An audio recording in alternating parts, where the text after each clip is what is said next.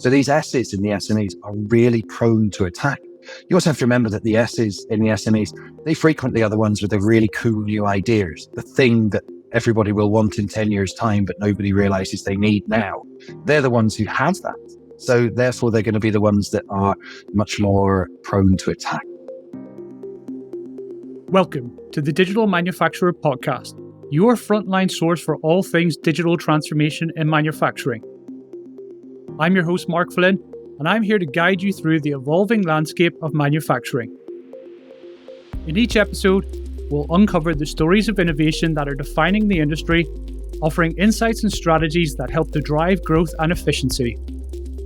Join us as we speak to thought leaders and visionaries who share their journeys and the lessons they've learned along the way. So let's dive into today's episode and discover what the future holds for the digital manufacturer. Simon, welcome. Simon, you are the CEO of Vertical Structure, an award-winning cybersecurity and information assurances firm. Your services include security consulting, testing, and training to clients, including small startups and large multinational companies. You've extensive experience in helping companies to understand how to grapple with the ever-changing challenge of protecting themselves against cyber threats and helping your clients to find solutions to their cybersecurity problems. You are a sought-after cybersecurity expert, and we are very, very thankful to have you on the podcast today to get your perspective on the industry and how small and medium-sized manufacturers may set off to address this cybersecurity challenge. Simon, hello and welcome. Hello there. Thank you very much for having me on today. I really appreciate it. Brilliant. You're very welcome. I read an article, Simon, in the Manufacturing, which is a manufacturers organization publication, that almost half of the manufacturers in the UK and Ireland have been victim of some form of cybercrime over the last 12 months, an almost astonishing statistic. And that fact, over a quarter of the respondents have reported some sort of financial loss as a result of that attack. I wonder if we could just start with maybe you explaining what cybercrime is and why manufacturers should be worried about it. Absolutely. And again, thanks so much for having me on. It's a subject I'm very passionate about. I love learning more about the world of cybersecurity and what's going on in this industry. And I think one of the things I've been really privileged to do is to learn every day. Every day I come to work and you're never sure whether you're going to have to learn more about a Russian cybercrime gang or a group of Chinese government activists or something like that. You just never really know. From a manufacturing perspective, cybercrime is going to be problematic for a number of different areas in a number of different ways. I think firstly around things like the basic form of cybercrime, which is maybe a phishing scam, which takes in the accounts payable people who then pay £10,000 that was due to go to one supplier. It gets paid to a different supplier instead, or it gets paid to a cyber criminal instead. So that's the sort of thing that affects and impacts every single person around, whether you're manufacturing, whether you're in services, whether you're in a school, whatever it is, you can find yourself a victim of that sort of stuff. I think one of the areas in which manufacturers really have to be really considering things as well is around the area of intellectual property and what they're actually making. So the thing that they make, your manufacturing company, the thing that they make, they are the best at making that. Hopefully the best at making that in the world. They have a particular process that they do. They have a particular set of ingredients or things that go into that software. They have a particular set of something that makes them individual. And if that set of intellectual property has been stolen and anybody can then produce it, then surely that's almost like the loss of you as an organization. That's something that you should be very, very concerned about. That particular special sauce that makes your company the best at what they do is going to be something that you really want to keep to yourself. You want to say separately. So I think that manufacturers especially have a couple of different areas where they need to be aware. And partly that's around the traditional cybercrime area of having money stolen and having goods, things going out the door that shouldn't be. But secondly, around your intellectual property and the real private intellectual property going out the door that shouldn't be viewed by anybody else. In your experience, what is the frequency at which these cyber criminals attack SME manufacturers? Because one of the things that we hear about in the field from our customers are, we're too small to be attacked. We're not a nation state or a large manufacturer. So it's something that we don't need to be worried about. But from that report, it seems to be more frequent than many think. Absolutely. It is very, very frequent. And we get calls about it all the time. And one of the things we're always talking to our clients about is that we try to come at this from the positive side. So our job is to help you prevent this from happening. So we work with, yes, a lot more of the M's and the S's in the SME, but we work with an awful lot of the S's as well. And each one of them has something that somebody else wants, whether that's a very profitable company making a whole load of money and they want access to that cash, or whether they are a startup that has just managed to take an investment of $10 million or whatever it is to build the next thing in the manufacturing world. And they have this product that they want to do, but they've received this money. That makes them a prime target, absolutely prime target. They're organizations that don't have secure processes and procedures in place. They don't have that verification, for instance, of bank details before making a payment. It's always just been, here, Mark, you wouldn't do me a favor and pay that invoice, would you? That sort of thing. And these organizations, they're more likely to fall victim than those who maybe have had a focus on cybersecurity or have had a near miss or have had something that they've managed to avoid doing in the past, who managed to avoid getting popped in the past. So these organizations, frequently, they're people who they just want to do something cool and their focus isn't on security. As you rightly say, they haven't used the security details out there. What they've done is they've just tried to do it all themselves or just not worried. They'll do that when they get investment or they'll do that later. So these S's in the SMEs are really prone to attack. You also have to remember that the S's in the SMEs, they frequently are the ones with the really cool new ideas, the thing that everybody will want in 10 years' time, but nobody realizes they need now. They're the ones who have that. So therefore, they're going to be the ones that are much more prone to attack. Also, just around that, I think that some of the larger companies, the bigger organizations, they will have a lot of money to spend. They'll have a lot of cash to spend on these things. And part of what they'll be doing is to make sure that that's spent on cybersecurity. So I think there's a few different kind of areas of potential concern for organizations, especially in the side of the SME world. And is it really nation states like Russia and China that are trying to attack my small electronics firm? Or who should I be worried about? I mean, it feels like I should be worried about the Russians coming in to steal my ideas, but perhaps somebody else.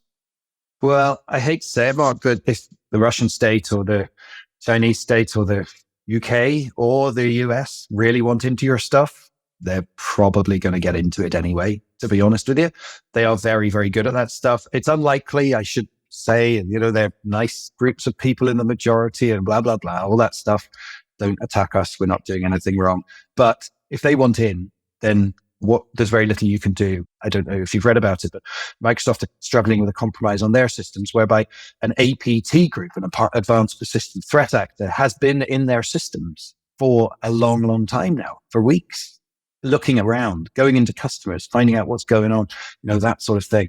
And these are attacks that are very, very complicated to get rid of, as Microsoft, one of the biggest security companies in the world, is demonstrating. But from your point of view, I mean, from the SME perspective, it really does depend. So what are you making? Are you making something that's of interest to somebody who could just fire up a factory and make clones of your stuff very, very quickly and easily and then ship it over from another part of the world? If so, you might be concerned about some country type actors. If you're worried about your money getting stolen and being taken out of your bank accounts, then I'm afraid it's a much broader spectrum of people who are going to be attacking you. The ransomware gangs that we see, they are companies. They are actual companies. They have a group of people who they buy access from, a group called data brokers, and they have affiliates. So they have franchise systems. They have all of these things, and they have a huge amount of money to spend. And an organization like yours, like mine, like these SMEs, what they do is they get in and they threaten to either release all the data that they've got, or they threaten to make you no longer have your own data available to you. And from there, this really bad things can take place. So those organizations, those companies that are out there who are compromising things, or they really want to get access to your systems because they want to get access to your money. They want to get access to your data. And it doesn't matter to them if you're 5 people or 500 or 5,000. They're more likely to get more money out of the larger ones. But if they can get a few grand out of you as well, then they absolutely will.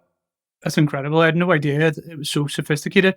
Just explain for the audience just what ransomware is. Sure, no worries at all. So ransomware is a malicious software that It'll get installed on your computer when you click a dodgy link or you download something you shouldn't do. We've seen examples of people who've tried to download movies, for instance, and clicked the wrong link, ended up with something nasty on their machine. And ransomware gangs have evolved considerably over the last while. So ransomware gangs used to do things, for instance, like they would hold your computer to ransom. They would hold your data and your systems to ransom. And that would have meant that you wouldn't have been able to access your data again. Your company would have slowed down and stopped. You would have been in a world of pain. They've kind of changed that a little bit now. What they tend to do is they tend to get access to your systems. They tend to exfiltrate, to steal all of your data. And they tend to get that out and then they put your name up on a website and they say, unless you pay us X amount of money, we're going to release all of your data to the world and anybody will be able to get access to it. And that means everything from payments to internal emails to any of those sort of bits and pieces. So you can really see that ransomware is not going to be fantastic for any organization. We saw with Lockbit recently that even if you pay the ransom, they don't necessarily delete all the data. So Lockbit is one of these ransomware groups. And what we found was that if you paid, their promise was that they would delete all the data. And we're seeing now that that's not actually the case, that they kept a lot of the data that they promised they would delete, that they passed it over to others, that they just kept it to themselves. So it's one of those things, it's a bit like honor amongst thieves. You kind of an honest criminal, are they actually making money about this? But how are they making money of this? Well, they're making money by convincing you that they're going to be honest. And actually they haven't been honest. It's fascinating.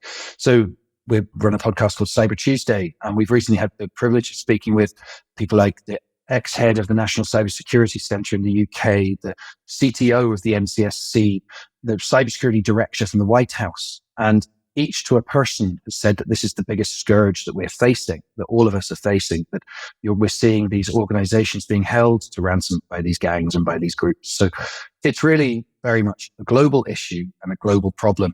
And if you speak to some of the law enforcement about it, they find their hands are tied sometimes, which can be very, very frustrating. They do sometimes get some great successes, but there are also some areas where they feel they're very, very hamstrung when they try to do these things. It's really frightening.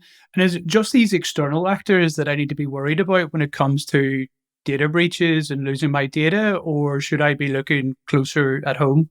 Well, I think there's always an issue of internal actors. I think there were some figures from 2017, I want to say, for the Verizon data breach survey, the Verizon DBS, very much worthwhile reading. They do a new one each year. It's really, really good. Some of the figures from earlier that I have in my head because I've used them a lot, but they said something like 25% were committed by internal actors. So that means that 25% were potentially committed by people who you know, trust, work with every day, that sort of thing. That can sometimes cause some disconsternation for people.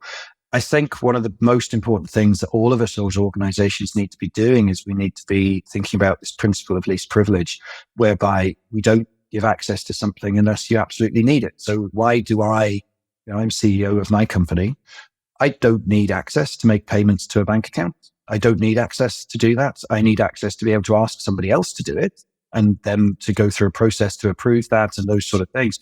But I don't need access to it. If I was running a manufacturing firm like yours, you had a selection of blueprints, the blueprints of everything that you've ever made, and it's really secret source, safe and secure, then why do I need access to that to go and meet a client to tell them how great we are as a company? I don't need that. The engineers need access to it because they've got to update them and change things and make things better. But it's about things like that. And it's especially down to the top level, to the CEO level, to the COO level, or whatever it is we're looking at here. You've really got to be aware of the fact that this principle of least privilege that we're always banging on about in my world is something that we've implemented from the top level down. I absolutely understand. One of the other mitigations that we hear clients talk about now is they seem to be investing much more in cyber insurance as opposed to cyber defense systems or training internally. Is that going far enough, do you think? Or is that just the tip of the iceberg in terms of what you should be doing in order to protect yourself? Cyber insurance is really quite tough to get sorted out these days. It really can be. Cyber insurance is something that's very important. I'm not a financial advisor, so I'm not going to tell you which firms to go to or how to do it or any of that stuff because I'm not allowed to and I don't have that knowledge. What I can say to you is my understanding is that there are only a couple of firms who do cyber insurance properly these days. There are only a couple of firms who do it. One of them asks you an awful lot of questions up ahead of time and will do lots of investigation to make sure that you're doing what you say you do. And the other one will not do as much investigation up front, but it will do investigation if something were to happen. And what that will say is, if you've not told the truth on any of your forms and, or if you've missed something, or if you've said you had MFA in place and you multi-factor authentication in place and you don't, then they will decline the insurance request. And that's harsh. That's how it goes. So what I would say is that it is a very tough thing to get sorted out and to get sorted out right. I would not be wanting to rely on it. I would have it there as, my goodness, everything's gone horribly wrong. We've got to be aware of what we're doing here. But the biggest thing is in prevention. So that's where we sit, and we've deliberately sat there. We don't do instant response. We've got some lovely friends and lovely partners and lovely kind of affiliates who do that instant response. Great stuff. That's them. They're really good at this stuff. And that's very, very important. We try to prevent things from happening in the first place. That's what we're really good at. And we find that training, security and penetration testing, and the side of things, including things like Cyber Essentials and ISO 27001, they are the important thing, because they really help you to understand and prevent these issues from taking place. So whenever we're talking to people, we try to bring out the positive aspects. So there are positive steps that you can take to make the cybersecurity of your company better. One of them is training your team immediately. We're actually going out to a manufacturing organization the next couple of days to train their entire team about cybersecurity and social engineering awareness. Another thing you can do is test and make sure you know what's going on. Another thing you can do is to do things like cyber incident exercising. So we're an NCSC certified cyber incident exercising organization. One of the things we find is that companies don't do this. They don't look out and find out where things might go wrong. And what I would always say is that it's much easier to diagnose an issue with your processes at 2:00 on a Tuesday afternoon with a cup of tea and a biscuit in your hand than it is at 3 a.m. on a Sunday when everything's gone horribly wrong. So it's that preparation that for me is absolutely vital. So don't leave it till the last minute. Think about it now and think about what you can do to help protect you and your company. Let's just take a step back on that, because that is, and I know Vertical Structure, having worked with you guys in the past, you have a very good methodology for approaching how you mitigate this cyber risk. And it's the prepare, protect, persist. So in the prepare section, is that as simple as training my team, or is there more to that? Like, step me through, if I was a business owner, what I should be thinking about in order to mitigate this risk. I think the first thing to do is that training. I mean, before you do anything else, is to make people aware. We call our training cybersecurity and social engineering awareness. It's about awareness. One of the things that we have done in the past, and we're not a massive fan of doing it, to be honest with you, is around things like phishing tests. And you can send out some fake emails to people and create these things and ask people to click on them and all that sort of stuff. And you can do it really well, or you can do it really badly. There was an example during COVID where one organization, and I won't say who it was because I can't exactly remember and I don't want to get you in any trouble, but they sent out an email to all their staff basically saying, thanks for working so hard during COVID. It's been a real chore. I know you've done really well. Here is £100 voucher. Thank you so much for everything you've done. And then they found out, and all they'd won was extra training and a bit of a kick in a bit of a slap on the wrist for screwing things up and clicking a phishing mail. For me, education and awareness means understanding what to do when you've done something wrong. So what would you do if you have clicked a phishing link? The statistics, the stats for me on phishing are that if you know what to do when you do something silly, when you've clicked that silly link because it looked good, when you've done X, Y, or Z, you know what to do and who to contact. And then they know what to do to fix it. And then you solve the problem. Solving the problem within the first 5 minutes is much easier than solving it after 5 hours, 5 days, 5 weeks, 5 months. It is much, much simpler. So the statistics that we look at are how many people clicked the link, yes, but also how many people reported that they clicked the link. And who did they tell and what did they do? Did they just go click the link and go, oh, I'm in Egypt or whatever? Or did they actually go, Mark, I clicked the link. I'm really sorry. I've screwed up here. We need to do something to fix this. That is the sign of a mature, useful organization who are doing good things together. That is what I would say.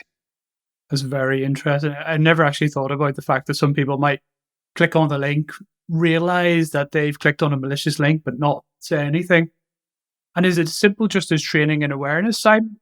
We've seen examples where people have reprimanded staff for clicking links. And that's what leads to people being scared. if you see what I mean. That's what leads to people not telling you in the future. So if you have a phishing exercise and then you round everybody up in a room who click the link and you shout at them for 20 minutes, then obviously they're not going to tell you about it again next time. They're just not going to. They're going to hide in a bush and pretend they didn't do it. So the training is the first part of what we always suggest to people. We also find that one of the things that we would implement would be around knowing where your weaknesses are. Because if you don't know where your weaknesses are, you can't fix them. Okay. So that's around things like maybe threat modeling, thinking about who's likely to attack me. You mentioned earlier, the Russian state or a group of Chinese advanced persistent threat actors or a group in Western Europe somewhere or whatever. It doesn't really matter. But who are the people most likely to attack me? And therefore, where do I need to spend my money in order to make myself more resilient to these things? So around testing, around things like that, about knowing where things might go wrong. The final side of what we always suggest organizations look at as well is around improvement. Okay, so we work to help organizations to go to things like ISO 27001, which is an information and data security standard, internationally recognized. It helps you with things including everything from physical and environmental security. Can I get into your office if I really want to? Things like when you hire a new person, how do you verify that they are actually who they say they are and not some ne'er-do-well that's looking to get into all of your equipment? How do you work all of those things out? So that's something that we really try to do. What I would say is most companies are better at that than they think they are. That's what I think is really interesting. We get companies coming to us and saying, we could never do that standard because we're rubbish at security. And then you ask them, do you have a lock on your front door? And they say, well, of course we do. Anyone in, we can't just have somebody coming into our office. Of course we've got a lock. When you hire somebody, do you check a reference? Well, yes, of course we check a reference. So therefore, there's two of the controls in the standard that you're meeting. But you have to document that and you have to write that out. You have to think about it in more detail. You already are better at security than you think, but this becomes a process of improvement and measuring where you think your risks are, dealing with those risks, and then becoming better at it. There's a UK government standard that we also use, that we also work to, called CyberSecurity and CyberSecurity Plus. And we're a certifying body and assessor for CyberSecurity and CyberSecurity Plus. It's a standard that is brought in by the UK government. It is actually a requirement now for working with the UK government in many of their contracts. So if you are going for a tender in the public sector, you will be required to have this standard. And it checks the most basic things. And I think one of the things that any organization should be doing is working out what is the minimum I need to do immediately. So we mentioned their training, we mentioned their pen testing, we mentioned various things. Cyber Essentials gives you an understanding of where your infrastructure is from the very basic level. Do you have any servers open to the world? If you do, are they patched? Are they updated? Do you have any users who have administrative privileges? If yes, why? Who are they? Do they use it for their day-to-day job? Do you have anti-malware in place? Do you have mobile phones that are more secure than just a piece of rubbish you pick up off from Argos or wherever? It's about making sure that you've got those basic things in place. The standard itself was developed in order to help people prevent drive-by compromises, as it were. So it's designed to protect you against the most basic internet-borne compromises. So it will help you to understand your base level. And that's really, really important. So from that sort of perspective, there's a really good starting point for you.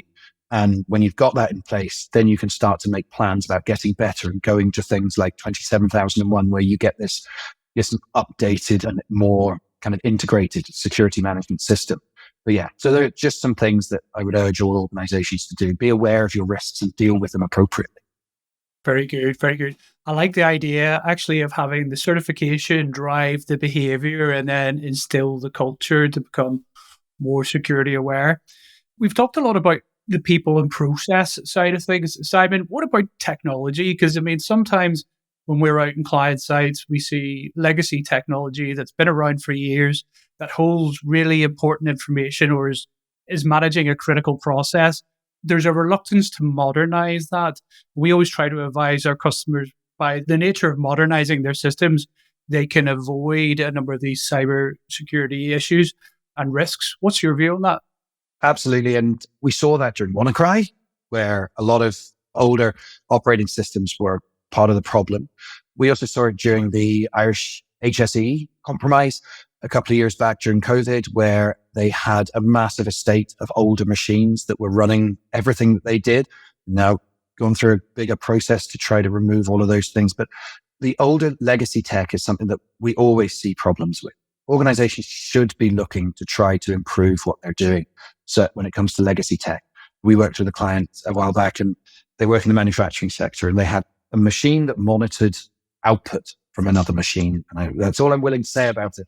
But they had a machine that monitored output from that machine, and it was a Windows XP machine running a critical piece of software. Without that, they couldn't do what they did. They weren't allowed to carry on. There were government regulations about what they were doing. So that means that they just have to shut the factory down. So that meant they had to keep this one device that they paid for 20 years worth of support for, that they had to keep it. Their backup plan in case it went down or was compromised was they would bin it and buy a new one off eBay and have it delivered with next day delivery and get it set up. And we're talking millions of pounds a day going down because of a crappy Windows XP machine sitting in a factory somewhere. When it comes to things like machines and robots in factories, we see this all the time, that there are these devices that are running in critical business infrastructure that are running the entire show. We see it in insurance company. The quoting engine that sits underneath that beautiful website is actually running on a AS400 machine that should have been decommissioned in 1991. It's terrifying. Our whole industries are pulled together from these old machines where there aren't any updates anymore. So one of the things that any manufacturer can do is to assess what they've got and then think about how they can update that. So in our view, from our perspective, we go into factories sometimes, into organizations, and we set some scanning tools up. One of our pen testers loose, and it's incredible what they pick up. Absolutely incredible. It's an incredible thing to see what they're up to. We really do find that the legacy tech is where a lot of the problems lie. We also find things, however, like especially in factories with shared operating environments, if you want a password, you just lift up the keyboard and there's a post-it note with a username and password on it because one shift person has left it for the next shift person or something like that. So we do still find some of those basic things as well. I think it's also interesting to look at kind of the pivoting side of things. So when our pen testers go into an organization, one of the things they're trying to do is to jump from one place to another to get to the crown jewels.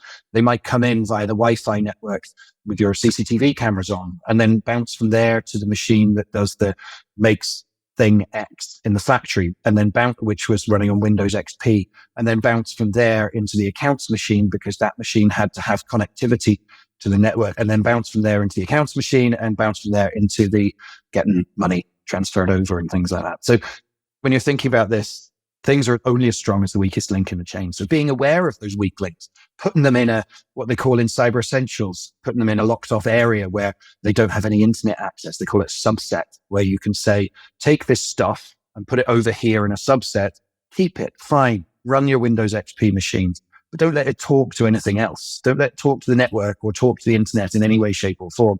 And then you'll find you're in a better position. Still pretty rubbish to be having that stuff there, but you are in a better position for sure. Wow, that's really frightening. I never thought I would have my ERP system hacked from my security cameras, or even there was a remote possibility. There was a very recent example of this over the last year or two there was a casino in Vegas that was actually compromised through the fish tank. So there was a sensor in the fish tank, which was then used to jump out from there into the money section where they stole all the money. So yeah, it absolutely happens. I'm not scaremongering. I'm not talking about anywhere else. I promise you, it is one of those things. It's fascinating. Crazy. So Simon, what are the 3 tangible takeaways that you would want the listener to take out of this podcast interview? Like, let's say I'm an SME manufacturing owner. Like, what do I do now from this podcast to trying to mitigate my cyber risk? What are those 3 main activities I should be thinking about? First thing we'd do to be assess your risks, assess what you've got. So where are you most likely to be compromised? If you're SME, a small organization based here in Northern Ireland, you've got a small factory somewhere, have a look at what you've got. Have you got a Windows XP machine running your entire network? If you do, have a think about that. So that'd be the first one, is have a look at what you've got. Where are your biggest risks? As another example, recently we saw somebody who they were still using a Sage product and they were running it on an old Windows device somewhere. And actually that was the most critical thing because that was what held everything. The fact that they were then using it to browse the web every day and access their email and clicking on dodgy links was probably not a good idea either. But, it's those. So that would be the first one, is look at what you've got. Second thing would be train your team. ask your team to understand a little bit more about what you're asking them to do. So that can include everything from talking to them about cybersecurity, talking to them about being aware. Some of the things we do, for instance, we run awareness campaigns internally where we say, when somebody starts with us, we say, tell us your email address. And then we show them using some of the tools that we've got where their password has been breached before. And we make that plain to them. We say to them, this is what you could be seeing here. So training and awareness is definitely an important thing. And the third thing I think would be to establish that baseline security. So just look at that baseline of security and look at improvements. Cybersecurity is a board level problem now. It is not something that is just done by the IT person. That's not what this is about.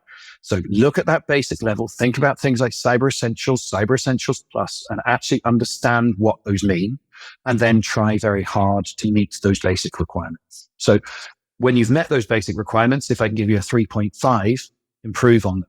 So do it better next time. Do the first one really well and establish your baseline, and then do it better in the next go round. So that would be my 3.5 things for all manufacturers or anyone listening to this. There you have it, folks. No longer can you keep your head in the sand. This is a real and imminent threat for you and your business and your customers and employees at large. So take action from this podcast. Benchmark your existing IT estate, understand where those old legacy systems are and where those risks are. Make your team aware, train them, give them general awareness training, engage with a company like Vertical Structure in order to help you do that.